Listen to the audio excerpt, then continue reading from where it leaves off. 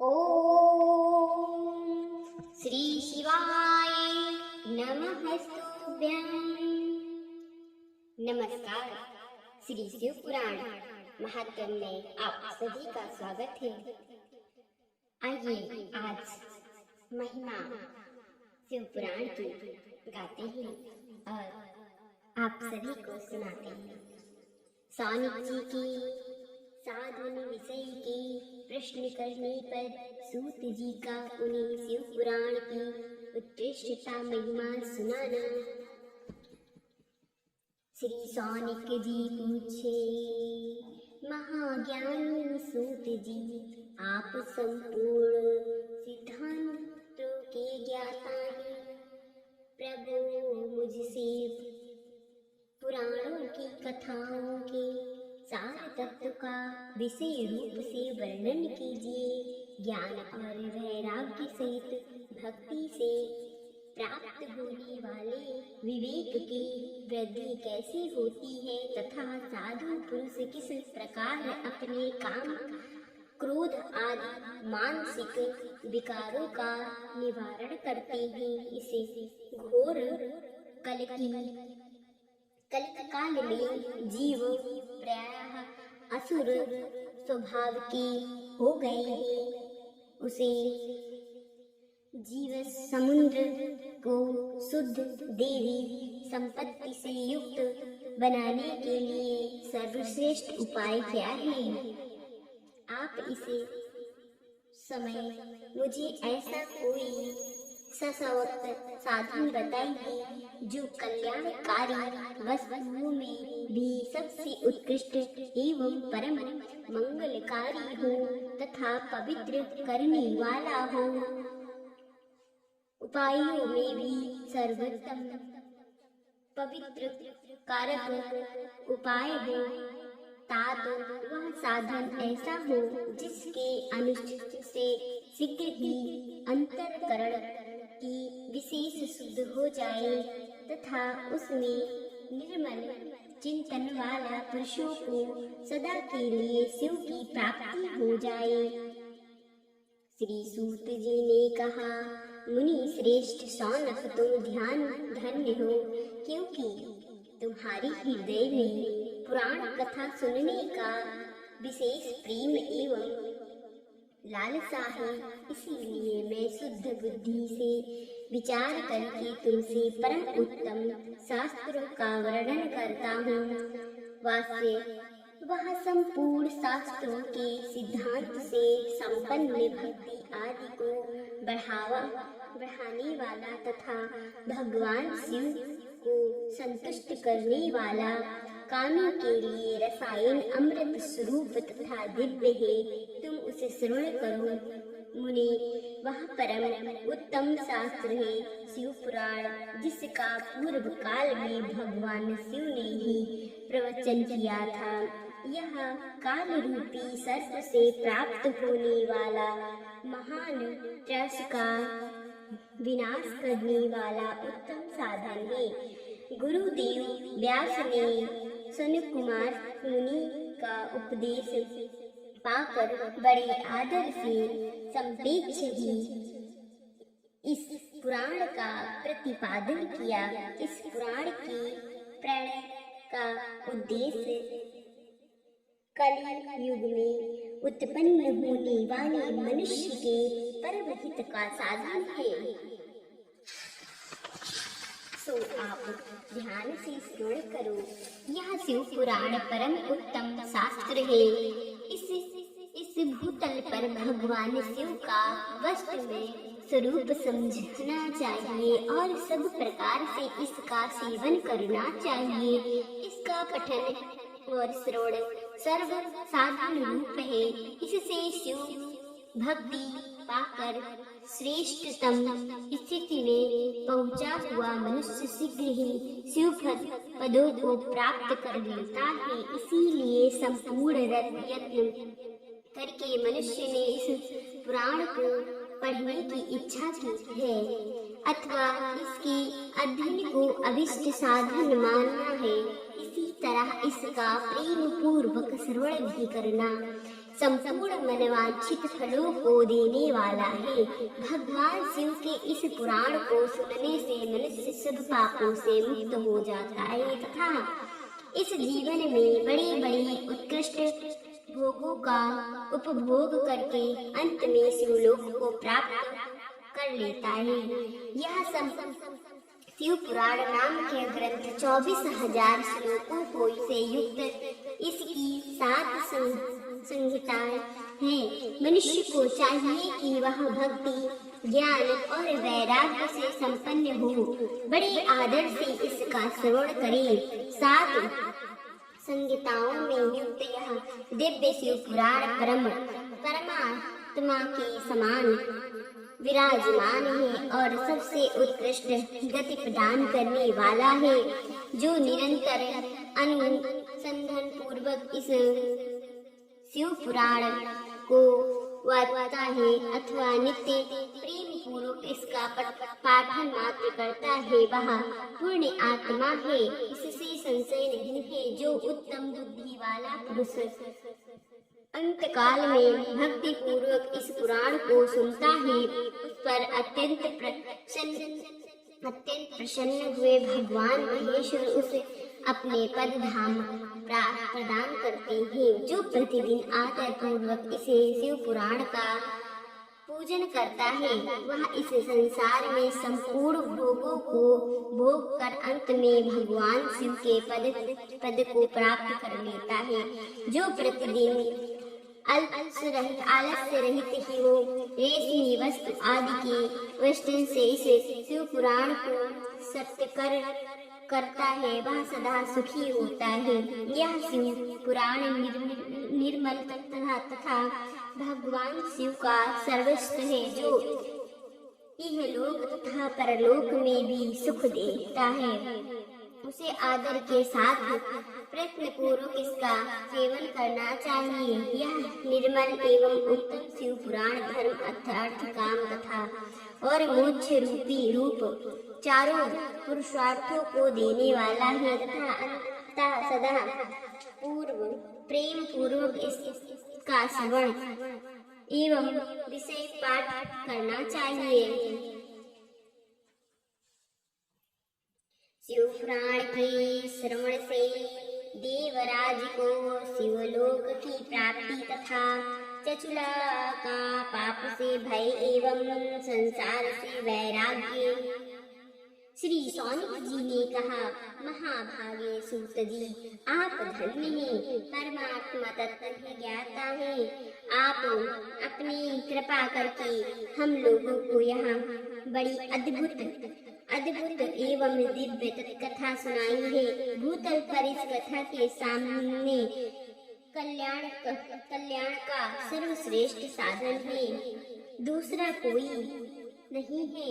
यह बात हमने आज आपकी कृपा से निश्चय पूर्वक समझ ली है।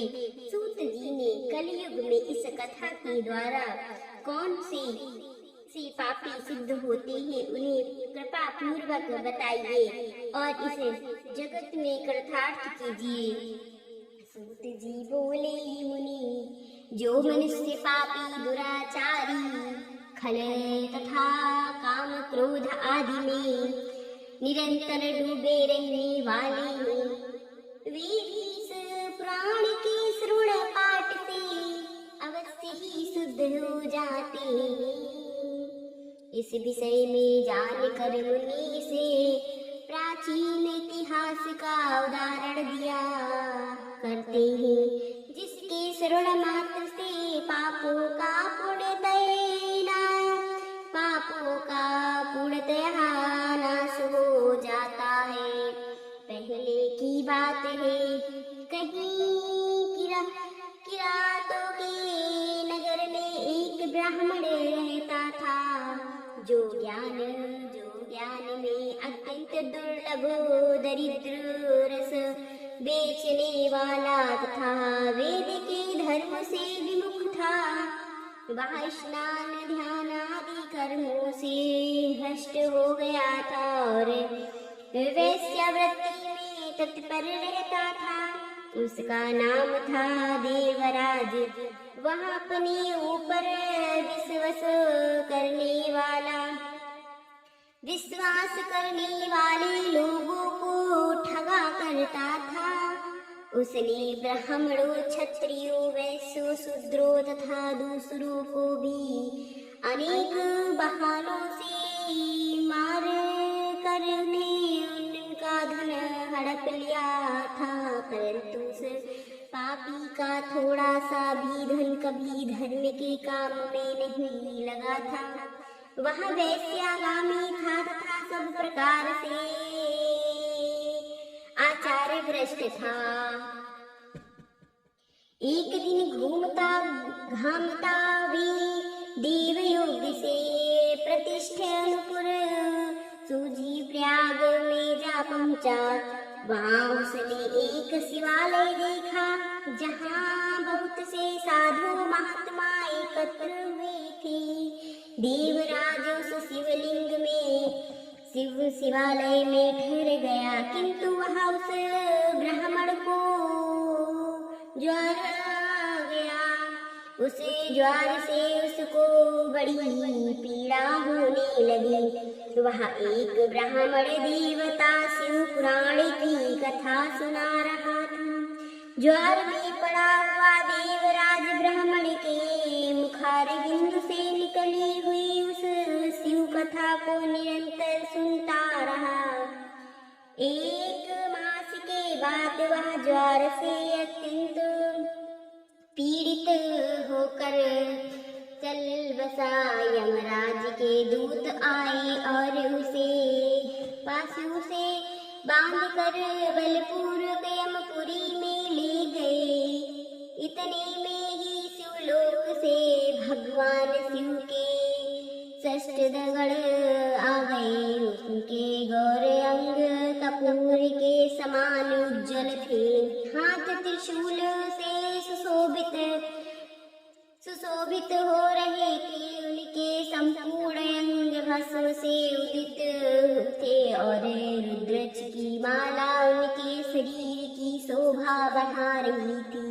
वे सब क्रोध पूर्वक यमपुरी में गए और यमराज के दूतों को मार पीट कर बराबर धक्का कर उन्हें देवराज को उसके चंगुल से छुड़वा लिया और अत्यंत अद्भुत विमान पर बैठा कर जब वह शिवदूत कैलाश जाने को उदित हुए, उस समय यमपुरी में बड़ी भारी कोलाहल मच गया। उसे कोलाहल को सुनकर धर्मराज अपने भवन से बाहर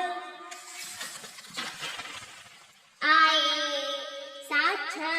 साक्षात दूसरे रुद्र के समान प्रतीत होने वाले उन चारों दूतों को देखकर धर्मज्ञ धर्मराज ने उनका विधिपूर्वक पूजन किया और ज्ञान दृष्टि से देखकर सारा वृत्तांत जान लिया।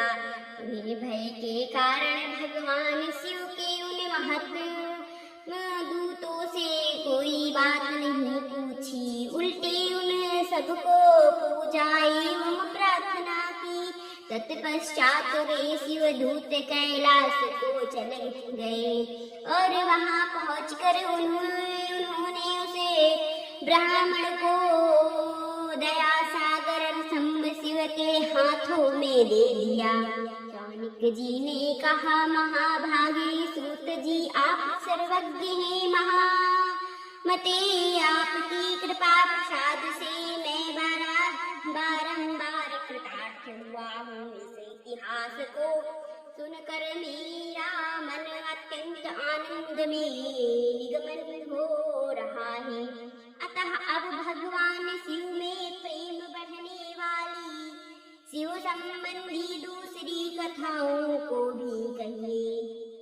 श्री सूत जी बोले, सौनिक सुनो, मैं तुम्हारे सामने गोपनीय कथा वस्तु को भी वर्णन करूंगा, क्योंकि तुम शिव भक्तों में अग्रणी तथा वेद वेताओं में श्रेष्ठ हो। समुद्र निकटवर्ती प्रदेश में एक वत्सल्य नाम का ग्राम है, जहाँ वैदिक धर्म से विमुख महापापी द्विज निवास करते हैं। वे सब के सब बड़े दुष्ट हैं।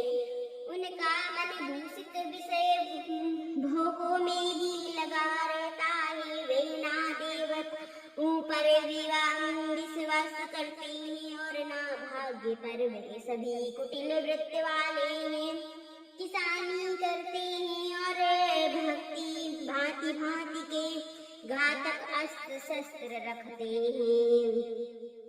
वे विचारी और खल में ज्ञान वैराग्य तथा सौंदर्य का सेवन ही मनुष्य के लिए परम पुरुषार्थ है। वे इस बात को वे बिल्कुल नहीं जानते कि वे सभी पशु बुद्धि वाले हैं।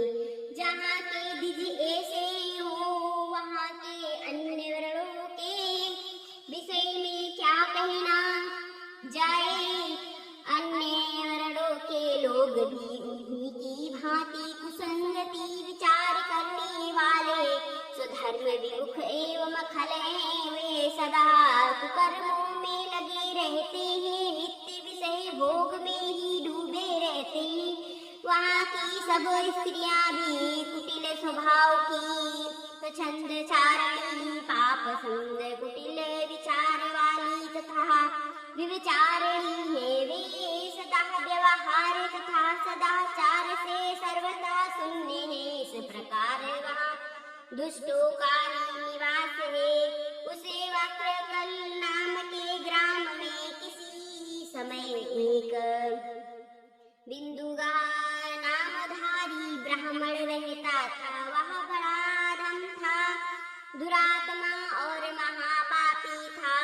यद्यपि उसकी स्त्री बड़ी सुंदरी थी, तो भी वह कुमार्ग पर ही चलता था। उसकी पत्नी का नाम चचुला था। वह सदा उत्तम धर्म के पालन में लगी रहती थी, तो भी उसे छोड़कर वह दुष्ट ब्राह्मण वैश्यागामी हो गया था। इस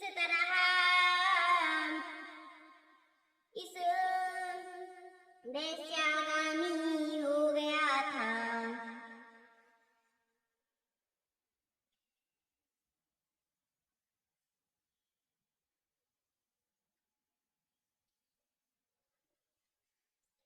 सदा उत्तम धर्म के पालन में लगी रहती थी, तो भी उसे छोड़कर वह दुष्ट ब्राह्मण वैश्यागामी हो गया था। इस तरह कुकर्म में लगे हुए उस बिंदुगा के बहुत वर्ष व्यतीत हो गए। उसकी स्त्री चचुला काम से पीड़ित होने पर भी स्वधर्म नाश के भय से कलेश सहकर भी दीर्घ काल तक धर्म से भ्रष्ट नहीं हुई। परंतु दुराचारी पति के आचरण से प्रभावित हो आगे चलकर वह स्त्री भी दुराचारणी हो गई।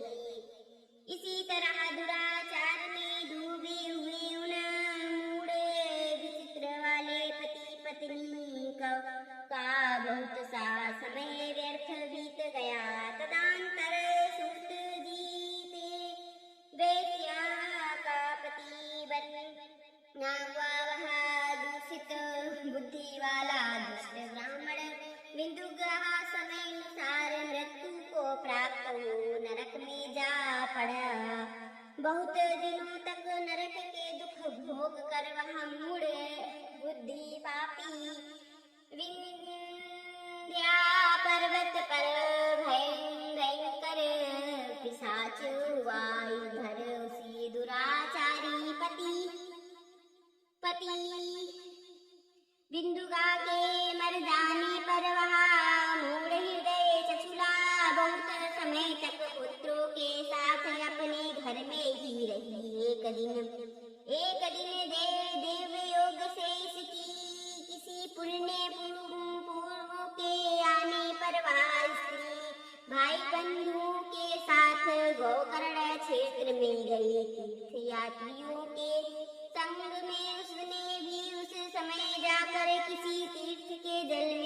स्नान किया, फिर वह साधारणता में ला देखने की दृष्टि से बंधुजनों के साथ यत्र तत्र घूमने लगी। घूमती घामती किसी देव मंदिर में गई और वहां उसने एक देवज्ञ ब्राह्मण के मुख से भगवान शिव की परम पवित्र एवं मंगलकारिणी उत्तम पुराण की कथा सुनी।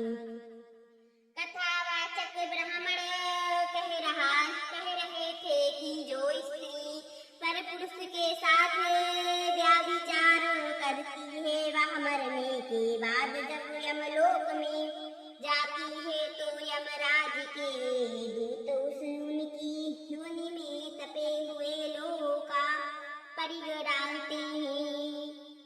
पौराणिक ब्राह्मण के मुख से यहाँ वैराग्य बढ़ाने वाली कथा सुनकर चचुला भय से व्याकुल हो वहाँ कांपने लगी। जब कथा समाप्त हुई तो यहाँ और हुई और सुनने वाले सब लोग वहाँ से बाहर चले गए। तब वह भयभीत नारी एकांत में शिव पुराण की कथा बांचने वाले उन ब्राह्मण देवता से बोली। चचुला ने कहा, ब्राह्मण ने अपने धर्म को नहीं जानती थी, इसीलिए मेरे द्वारा बड़े दुराचार हुए हैं।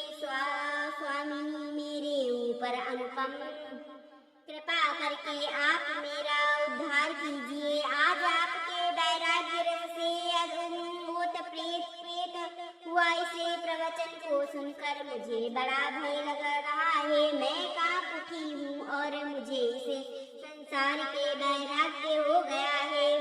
मुझे मूढ़ चितवाली पापिनी को धिक्कार है। मैं स्वार्थ निंदन के योग्य हूँ। कुत्सित विषयों में फंसी हुई हूँ और अपने धर्म से विमुख हो गई हूँ। हाय, ना जाने किस घोर कष्टदायक दुर्गति में मुझे पड़ना पड़ेगा और वह कौन बुद्धिमान पुरुष कुमार्ग में मन लगाने वाली मुझे पापिनी का साथ देगा। मृत्यु काल में उन भय को यमदूत को मैं कैसे देखूंगी जब वे बलपूर्वक मेरे गले में फंदे डालकर मुझे बांधेंगे, तब मैं कैसे धीरज धारण कर सकूंगी। नरक में जब मेरे शरीर के टुकड़े टुकड़े किए जाएंगे उस समय विशेष दुख देने वाले उसे महायतन को मैं वहाँ कैसे रहूंगी। हाय, मैं मारी गई, मैं जलाई गई, मेरा हृदय विदीर्ण हो गया और मैं सब प्रकार से नष्ट हो गई, क्योंकि मैं हर तरह से पाप में ही डूबी रहती हूँ। ब्राह्मण आप ही मेरे गुरु हैं, आप ही माता हैं और आप ही पिता हैं। आपकी शरण में आई हूँ, मुझे दीन अबला का आप ही उद्धार कीजिए। श्री सूत जी ने कहा सौनकी इस प्रकार खेद और वैराग्य से युक्त हुई चचुला ब्राह्मण देवता के दोनों चरणों में गिर पड़ी। तब उन्हें बुद्धिमान ब्राह्मण ने कृपा पूर्वक उन्हें उठाया और इस प्रकार